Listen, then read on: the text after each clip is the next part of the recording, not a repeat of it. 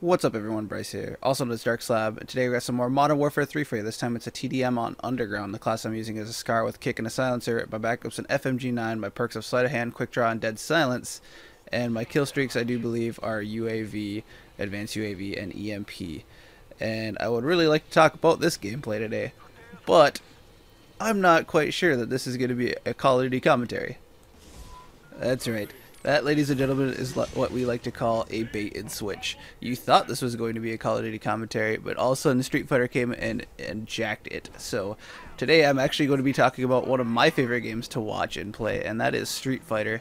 And while I may not be the best player, like not even close by a long shot, I I watch so much of it that I kind of like to think that I know a lot about the game, and I listen to a lot of commentary, for it, and watch a lot of competitive videos for it. So I like to think, like I said, I know what I'm talking about.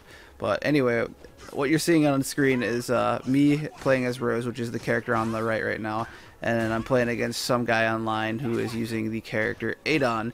Now, normally, Adon's a very, very aggressive character. He likes to get in and he likes to abuse you and pressure you and put you in situations that you don't really want to be in.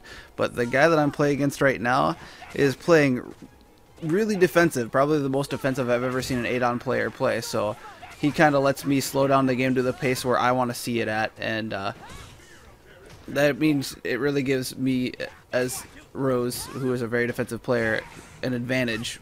So I can, get set up and get the screen position that I want and I need to have a successful gameplay. So right there you saw that because I took enough damage, I was able to get my Ultra, which is for Rose called Soul Satellite, and it gives you two defensive orbs that kind of fall around your player, and if the other player comes into contact with those orbs without blocking, they take some massive damage. And there you can kind of see what I finished the guy off with, one of Rose's bread and butters, which is just a low, strong punch into her Soul Spiral. And it doesn't really matter what Soul Spiral you use, the variations of them do come out slower and hit harder depending on what you do. For those of you not familiar with Street Fighter, it is a fighting game that uses a 6-button layout. You get 3 punches, 3 kicks. You get light, medium, and heavy variants of each one.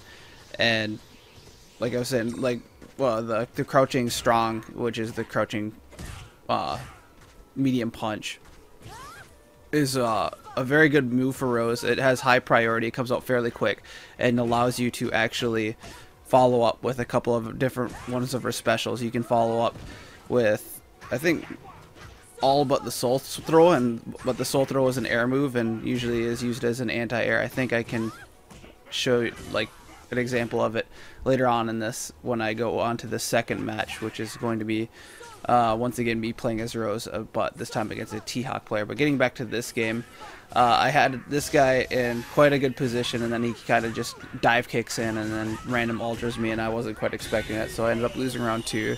But going down to round 3, like I said before, this match has been very slow paced. It has put me in a position where Rose excels because she wants the game to go slow. She doesn't like people in her face. And this guy playing a very aggressive player in a way that you would normally expect it, which is very defensively, once again puts me right where I want to be. And we're coming up on the end of this first game here, and I ended it pretty sloppily. The dude screws up quite a few times in front of me, and I fail to do an optimal punish on him, which would be to do my crouching strong or crouching medium punch again into one of Rose's special moves, right there.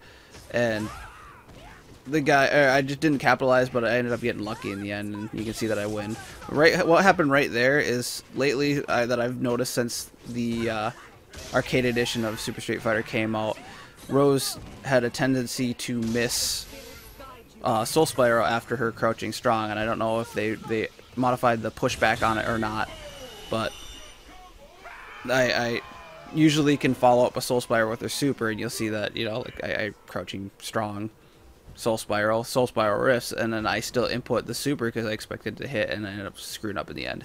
But I ended up winning that match, so it's okay in the end. And now we're moving on to a second game against a T-Hawk player. T-Hawk, well, is a bit different than, say, the last match you saw. Adon's very aggressive, or can be very aggressive player, and he likes to get in your face. Rose is very defensive, likes to sit back. T-Hawk is a grapple type character, meaning he gets most of his damage through on a lot of grabs, while he does have different specials that are not grapples that help him get out of or into certain situations. He mainly gets his damage through on, you know, grabs and such, and you'll kind of see him jump in there, and he ends up grabbing me, and the damage on that is pretty ridiculous. And I think that T-Hawk is just one of 3 characters that really focus on grapple as the main part of their game, and those characters being T-Hawk, Zangief, and Hakan. And there's a couple different ways that they can set up their grapples, and to do the grapples is actually a 360 motion, and like they have a few options to do that without jumping, but this guy didn't seem like he had the experience to know how to set up his grapples correctly. He kept, and I think that's probably one of the main reasons why he was in the air for the majority of the match. Right here you're going to see me with a soul throw on one of his jump-ins, and that allows him to land his ultra. For his ultra, he actually does 2 360 motions followed by all 3 punches, and because there's autocorrect in this game, it actually autocorrected to the other side of him, because we kind of landed on opposite sides, and you know, he got a good bonus because of it, and I got punished for missing that soul throw, and it's just a bad situation all around. And right here I thought I had him. I was just going for like a little chip damage and leave him in like a block stun to hit that last soul spiral, but he actually threw out like a low short, which is enough to kill me.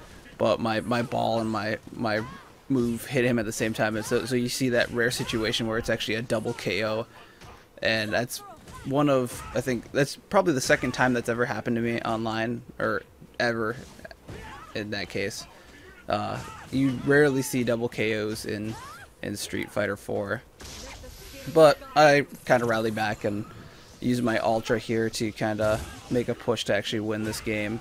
And I got one good hit in with my ultra, and then knocked him down, and then got in again and comboed my ultra into super, which was enough to finish him off in style. And it was probably one of my more flashier finishes that I've ever had in Street Fighter, so that game was a lot of fun. But anyways, guys, this game is starting to wrap up. My final score was 16-3, and as always, guys, if you want to see more of my content, you can see my channel link in the description. Please leave a rating if you liked or disliked the video. That's cool. Consider subscribing if you want to see more awesome content like this. And as always, guys, I'm Bryce. Peace.